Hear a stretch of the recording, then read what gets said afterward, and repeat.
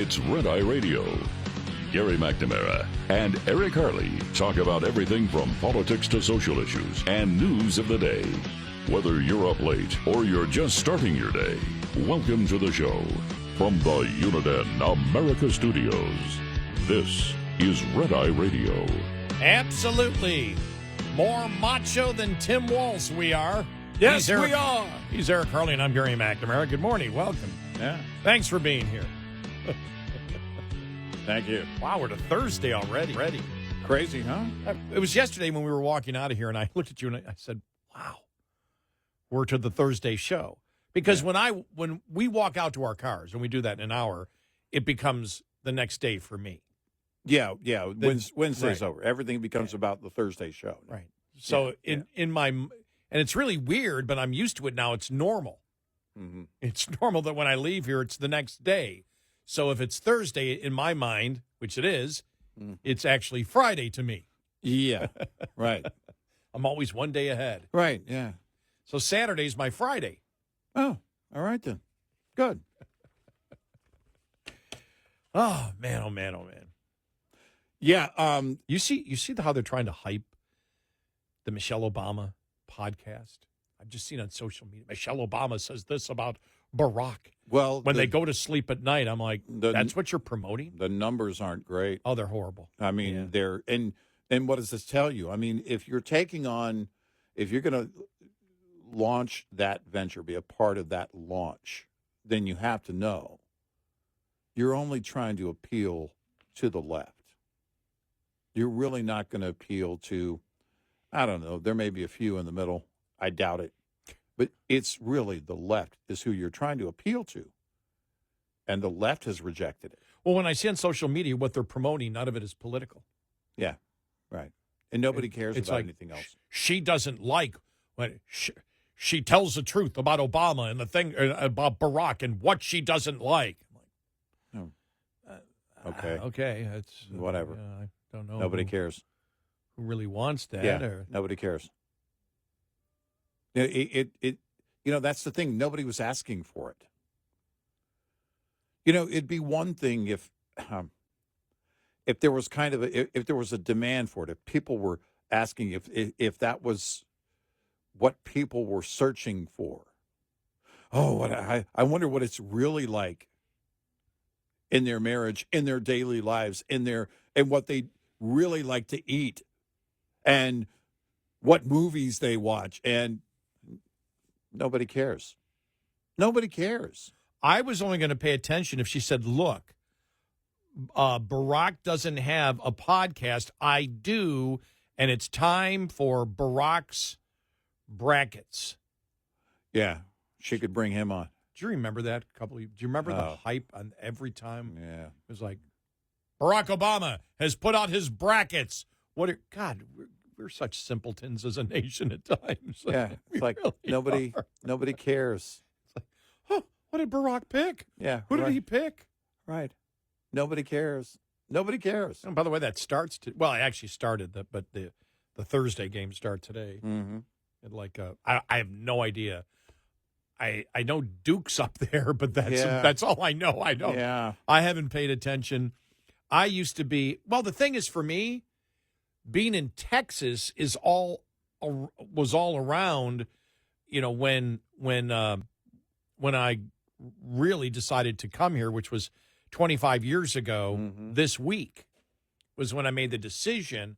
The Thursday and Friday that I was here, the Thursday, Friday, and Saturday that I was here on my interview is when the tournament began. Yeah. And I told you that when we decided, okay, I want to work here, and they said, okay, let's figure something out. Then I went back. It took a couple of months, as it always does, but I came 2 months later. We were at a sports bar because you said, where were you the other day? At a bar? And I went, yeah, we were. We were at a sports bar, having lunch, and all the games were on. Mm-hmm. And that's why they picked the sports bar, was to watch all the games. Right. So I remember sitting in, you and I laughed the other day when they're like, every year, $20 billion in U.S. productivity could be lost because of the brackets. Shut up. No, these people weren't productive to begin with. Yeah. Anybody who's less productive because of basketball, because of watching basketball, they're probably not that productive to begin with. And I got a bunch of outdoor stuff to do today, but probably I won't do it till afternoon just to see. Because the thing is, I do still love the fact of the upsets. If you can have a 15th seed beat a number 2 seed, or even a 14th beat a third, or a 16th. Has that ever I think that happened once. A 16th seed beat a first seed.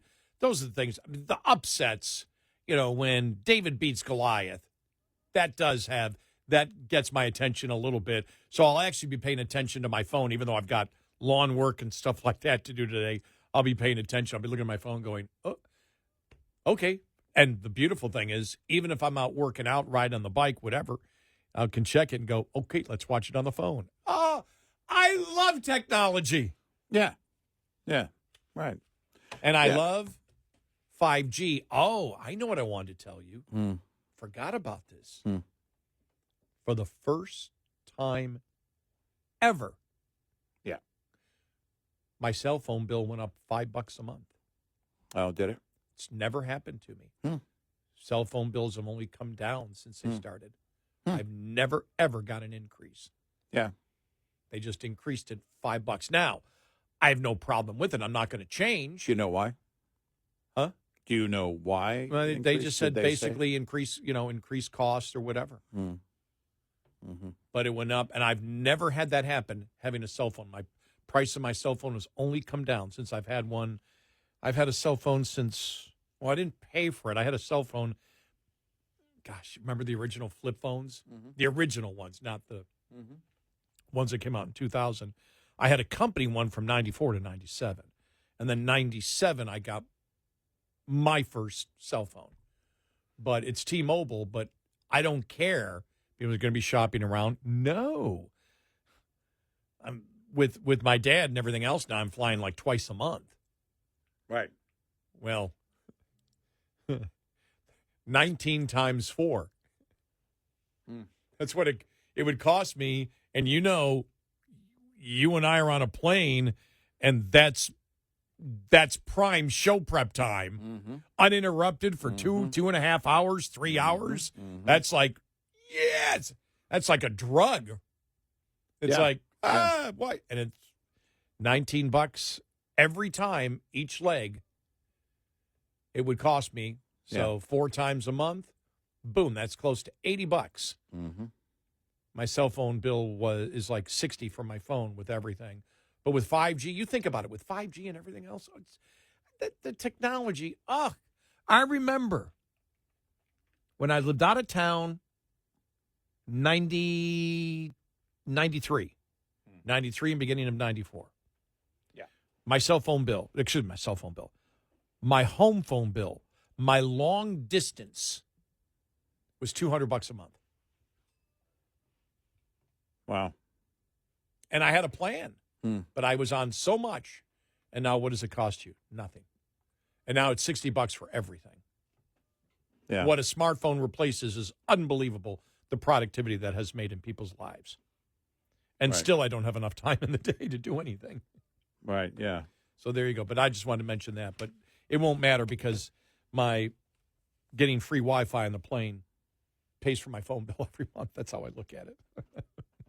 Yeah. Now, they said that the price increase is supposed to roll out April 2nd, not until April 2nd. Yes. But you're saying yours went up, or they just announced it? No, they announced it's going up. Yeah. Okay. Yeah. All right. Yeah. Are you reading? Did they say why? This is from PCMag.com.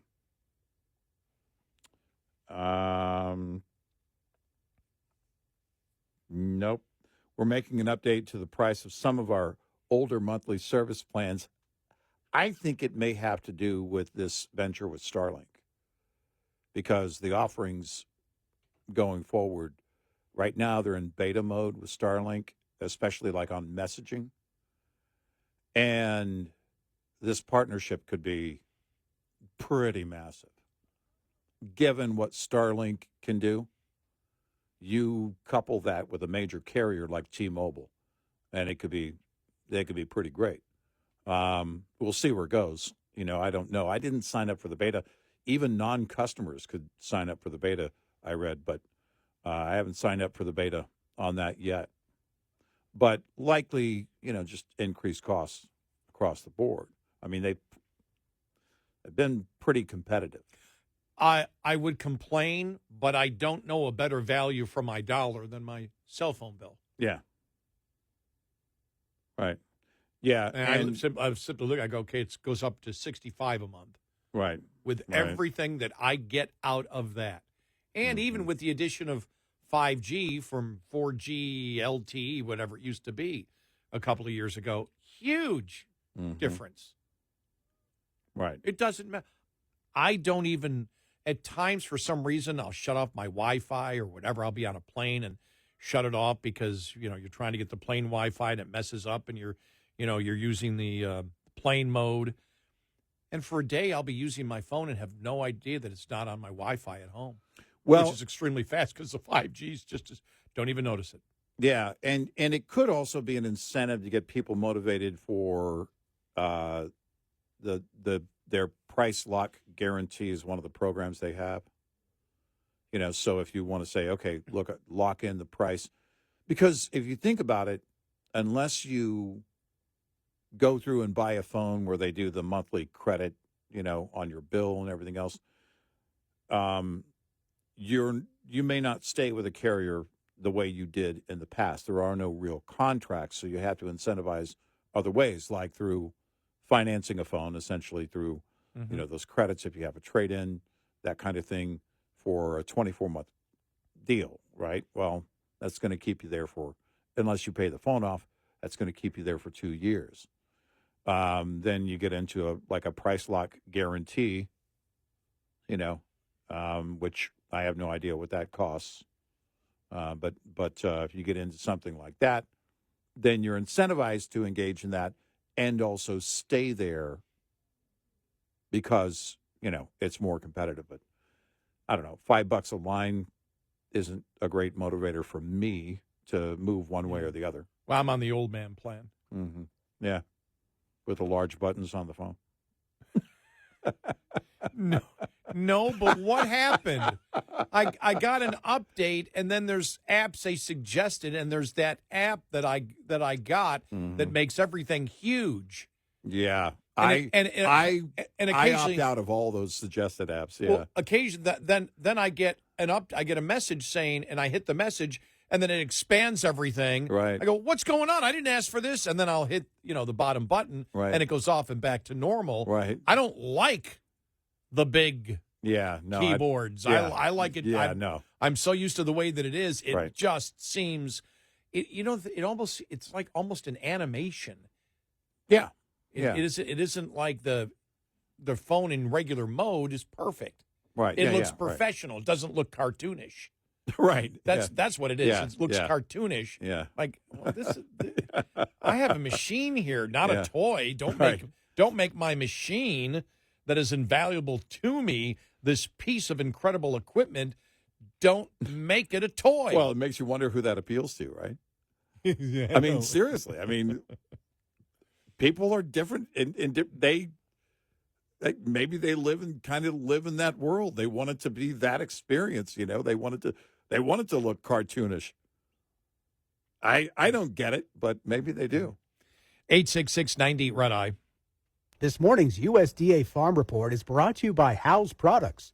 Tested, trusted, guaranteed since 1920. Power goes out at your residence, whether from a faulty power line or natural disaster. What food safety considerations should you keep in mind? USDA food safety expert Meredith Carruthers says in the event of a power outage, usually we say on average, a refrigerator that has no power is going to keep a safe temperature for about 4 hours. That safe temperature being below 40 degrees Fahrenheit.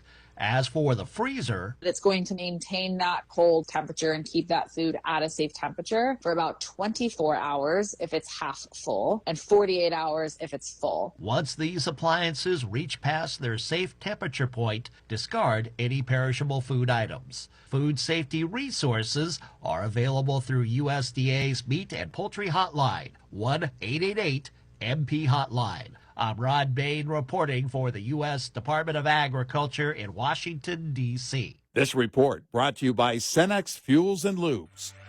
Lines open for your calls. 866-90-RED-EYE on Red Eye Radio.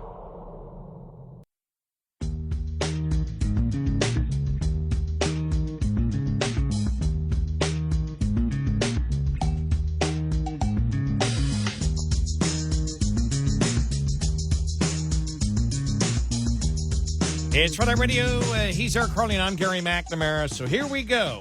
Trust the science, right? Uh-huh. That's what liberals always tell us. When Yes. the data contradicts your hypothesis, so you change your hypothesis. The Biden administration certainly didn't do this. They would have rather hide the inconvenient data. Case in point, the Biden administration deliberately buried a final draft version of a study that would have undermined its January 2024 decision to pause approvals for liquefied natural gas export projects, according to 4 Department of Energy sources. Former Energy Secretary Jennifer Granholm and former President Joe Biden announced the freeze. Remember that? Yeah. It's like, why are you doing this? Right. Makes no sense. The LNG freeze in January 2024, stating that it would remain in place until the Department of Energy could conduct a fresh study on the climate and economic impacts of the growth. The Biden Department of Energy finalized a draft of the study in 2023 and buried it because the initial version's findings would have contradicted the administration's rationale for the freeze. According to 4 sources inside the Department of Energy.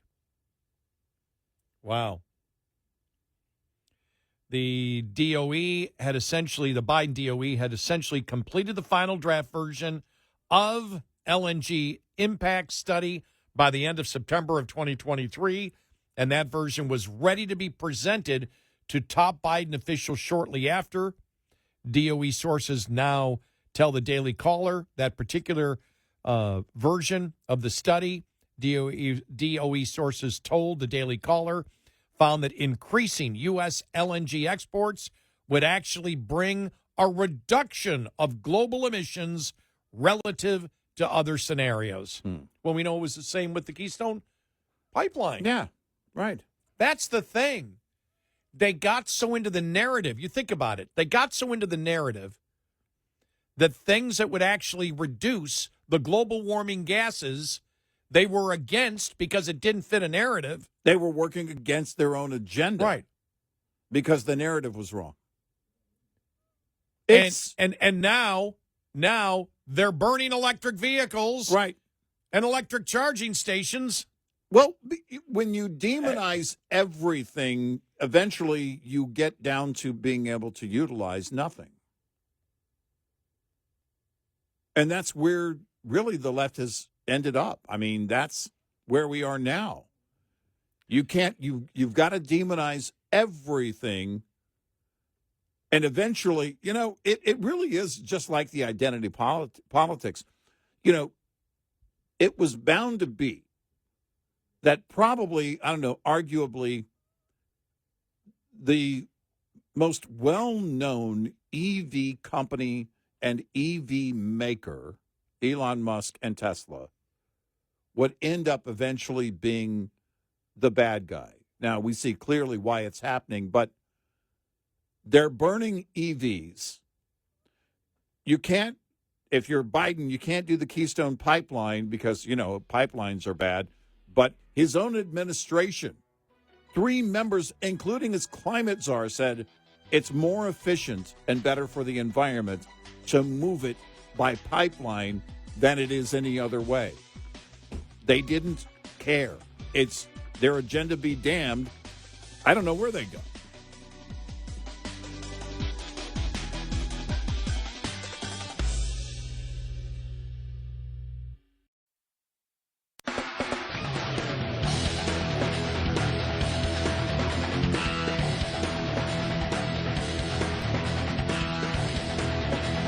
You're listening to Red Eye Radio from the Uniden America Studios.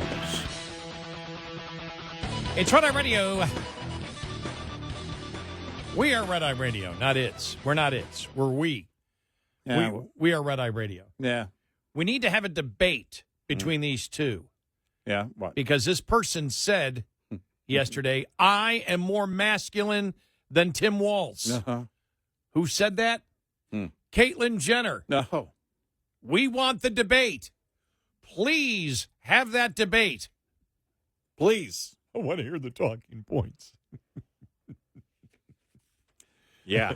Talking about the whole natural gas thing, you just want to make sure we get this in here. And this is where the Biden administration, remember in January of 2024, said, okay, we're not going to export LNG. We're not going to expand it. We're not, just not going to do it because it makes climate change worse. Mm-hmm. When they did that, they had the report in their hands that said the opposite. Right.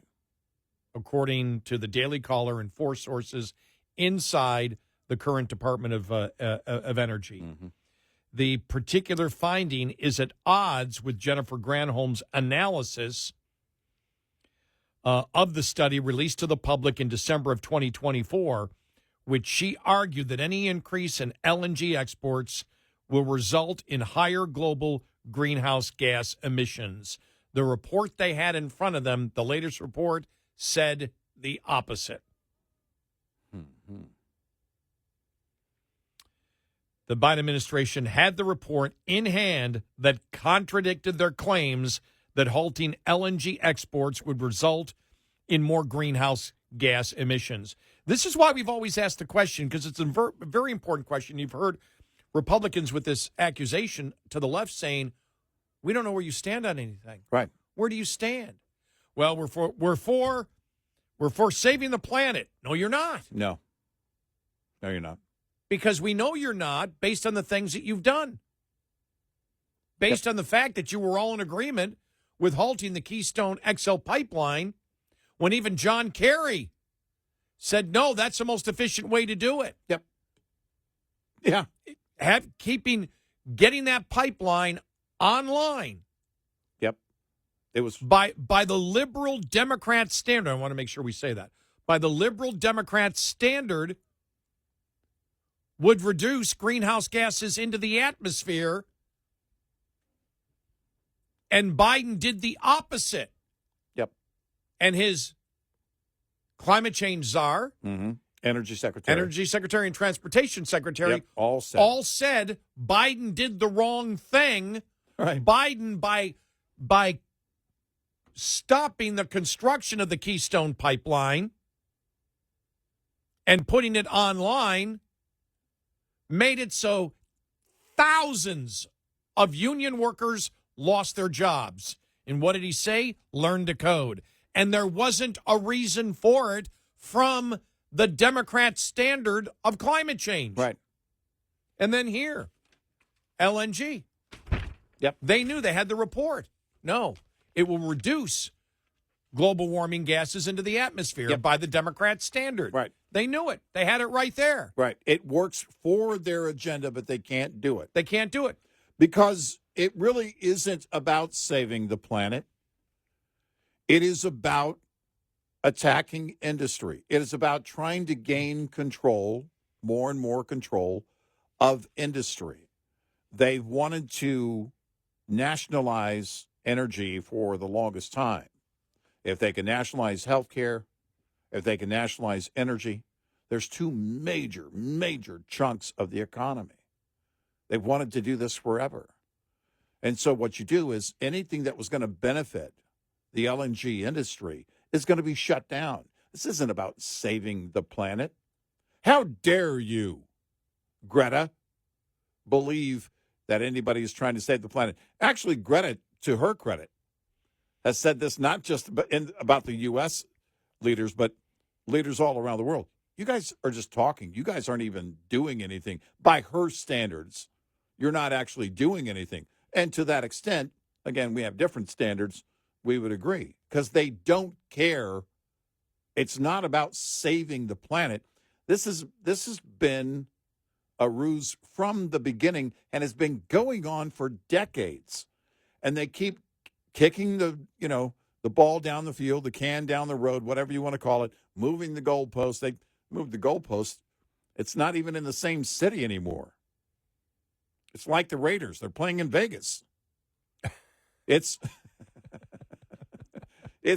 you're not even it's on the same planet anymore.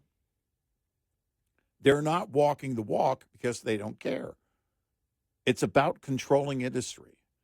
If they can control and break the back of industry, eventually they believe they can gain control of that industry and that chunk of the economy. They tried it with healthcare. They will try it with healthcare at some point again. I don't know when that will be, but that's the idea. Nationalize healthcare, nationalize energy. That's what they've wanted to do for the longest time. They've been very clear about this. They've talked about that openly in the past, that it's the only way to do it. They want to get it out of the hands of the private sector, and you can't do that without breaking the back of the private sector, and that's what this is all about. You're not going to have any study whatsoever, because that's the agenda. The agenda isn't saving the planet. All that's made up. The agenda is killing industry. So the Biden administration had the report in hand that contradicted their claim that halting LNG exports would result in more greenhouse gases. The draft report indicated the opposite was true. So the Biden Department of Energy round-filed the report. The first layer of this stinker is in the deliberately deceptive practice. The administration made a claim to justify the damage the export ban was doing to domestic energy development. That claim was not only false, but the administration knew it was false. They had data in hand showing that it was false, and they went ahead and implemented the ban anyway in the name of climate change, even though it did the opposite of what their intended goal was. The second layer of this stinker is that the Biden administration hid the results of a taxpayer-funded study and then lied to the American people about it. And the final layer, they completely disregarded the standard Democratic narrative about trusting the science. But then Democrats have never been about science, about the data. They're about the agenda. And this episode is just one more example of many. Like I said, when you look at the Keystone XL pipeline, that Biden, in essence, fired thousands of American union workers for no reason. For no reason. And here they lied about this, knowing that the opposite was true. So they're going against what their own agenda is. The environmentalists knew it and said nothing. Right. So what are the leftists on the environmental leftists, what are you about? Right. You said nothing. And now I think the symbolism is just mind-boggling, which is why when I saw that meme the other day, I just died laughing with Trump looking at someone with that smirk on his face going, I got them to destroy EV cars. Right. Yeah. It's just like, what in the hell's going on? Yeah. These people are so they're doing the opposite. I'm getting them to do my bidding. Well, that's not really the case because he bought a Tesla. But I mean, that was it's basically I'm getting them to go against what they claim they're for. Well, that's it. You look at the inconsistent nature of the left, and of course it's going to be inconsistent because it's whatever serves them at the moment. I mean, it's on every level. It doesn't matter what you're talking about, what issue you're talking about. They're all over the place. They get into this delusional thought of, they want you to, and they want everybody to believe you can run the planet on wind and solar. The surrogates are the ones out there, these environmentalists, who help them carry that. Now, where are the environmentalists now, though? Net zero is not zero. Maybe where the feminists are. I don't know. No, I mean, seriously, exactly. Because they're not, they've gone much further past it. Net zero is not zero. Greta's moved on.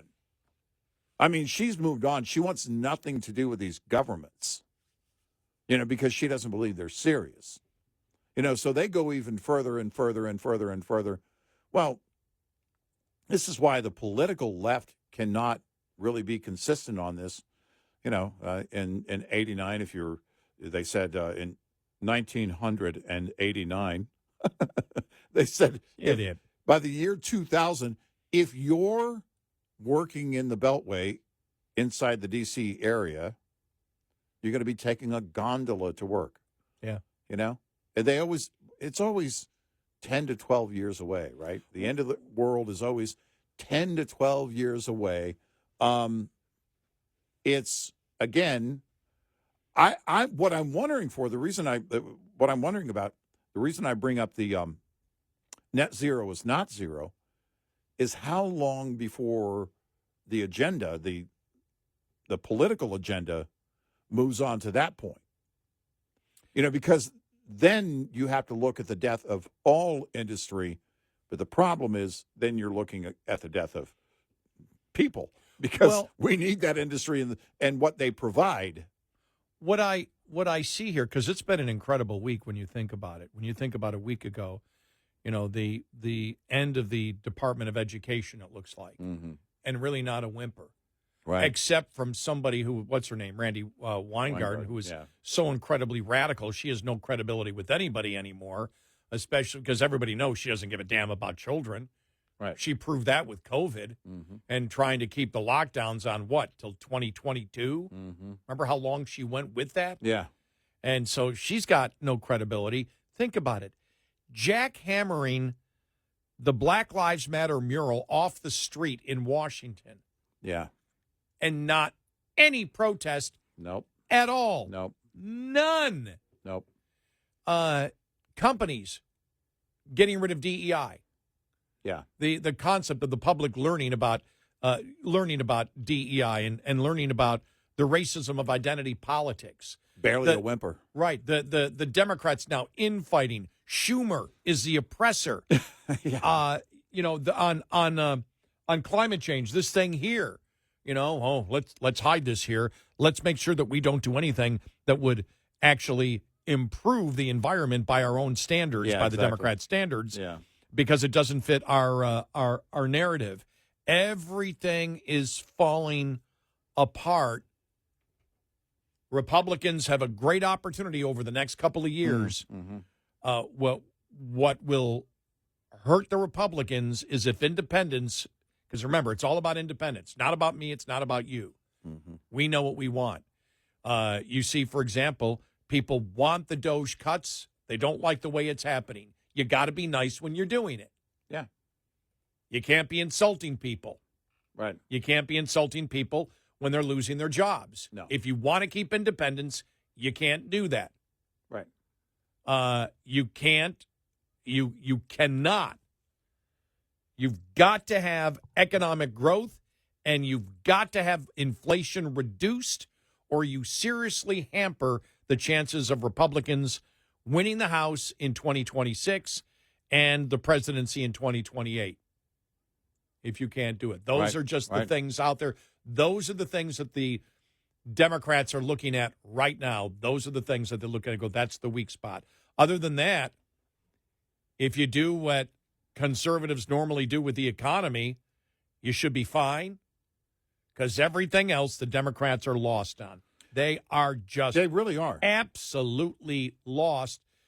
You think about it again, climate change isn't a big deal to them anymore.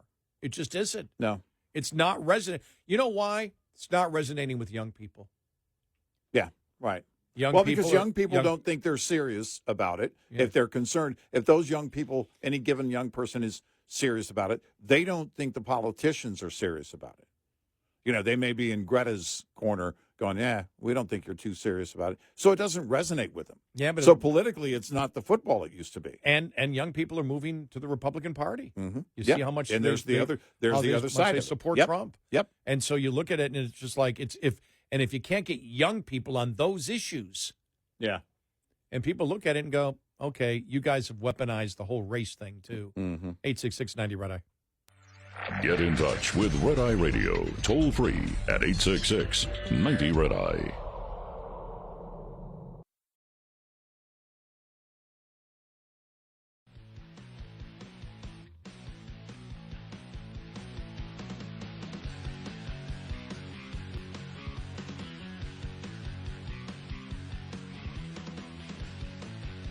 It's Friday Radio. He's Eric Harley, and I'm Gary McNamara. So, seems like Trump had a good conversation yesterday with Zelensky, so we'll see where this goes. Yeah. And again, I have no idea where it's going to go, except they've been awfully quiet, and they've been awfully quiet the last 48 hours, except for reciprocal tariffs 2 days ago. They really didn't talk much about tariffs at all yesterday. No, they didn't.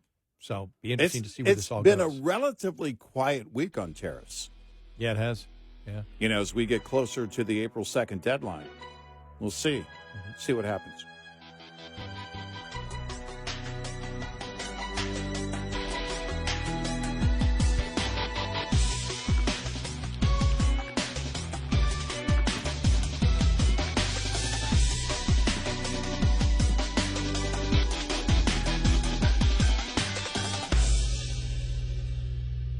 This is Red Eye Radio on Westwood One.